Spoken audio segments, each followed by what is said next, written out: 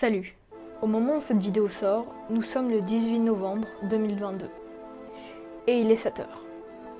En tout cas en France. C'est une vidéo un peu particulière parce qu'elle marque les 1 an de cette chaîne YouTube. Et c'est aussi mon anniversaire. Aujourd'hui, j'ai donc 14 ans. Je fais cette vidéo pour vous montrer mon parcours sur YouTube, en revenant dans les archives de ma chaîne YouTube et en vous montrant un extrait de ma toute première vidéo. Je vais avoir honte, hein. Mais aussi pour vous parler du futur de cette chaîne YouTube et d'un très gros projet qui arrive prochainement. En tout cas, maintenant que le sommaire est fait, c'est parti, on commence.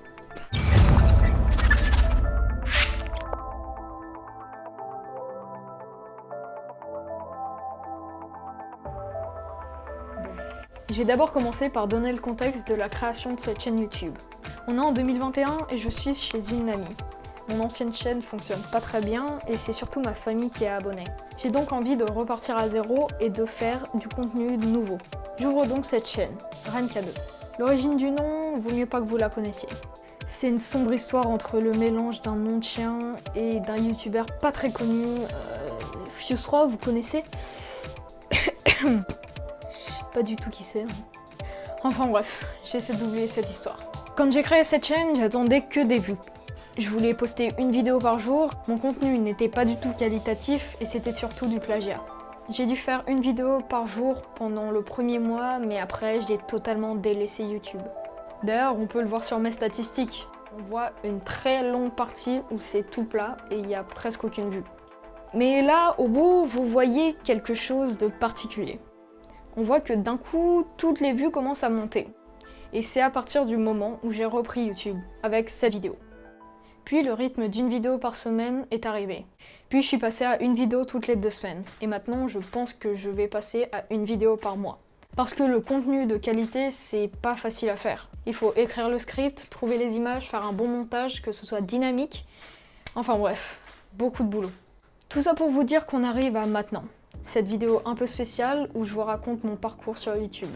Maintenant que vous avez le contexte, on peut plonger dans les archives de ma carrière sur YouTube. C'est parti.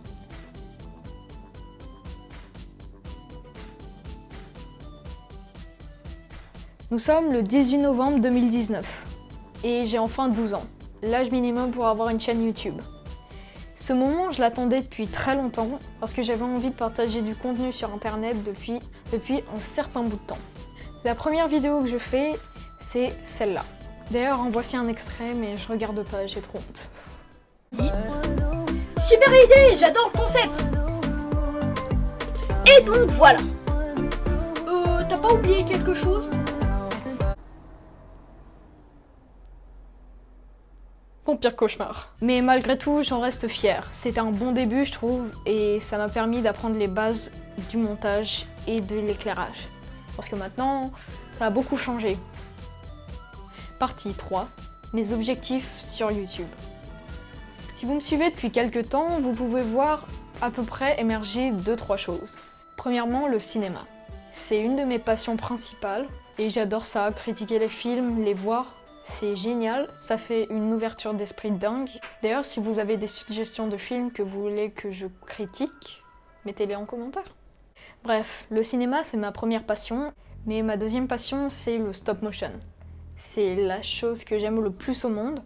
Vous pouvez d'ailleurs voir sur ma première chaîne YouTube plein de vidéos de stop motion. J'ai commencé quand j'avais 7 ans avec le téléphone de mon père et j'en fais toujours avec des moyens plus évolués. Ma troisième passion, qui va d'ailleurs bientôt arriver sur la chaîne YouTube, c'est les roller coasters et les parcs d'attractions. J'aime ça depuis mes 3 ans, quand mes parents m'ont emmené pour la première fois à Europa Park. Je vais donc faire des vidéos analyses sur les nouveaux Grands 8. Vous voyez, c'est incroyable! Mouah, Intamine, merci. Bref, j'ai fait le tour de mes passions, parlons maintenant du futur de cette chaîne.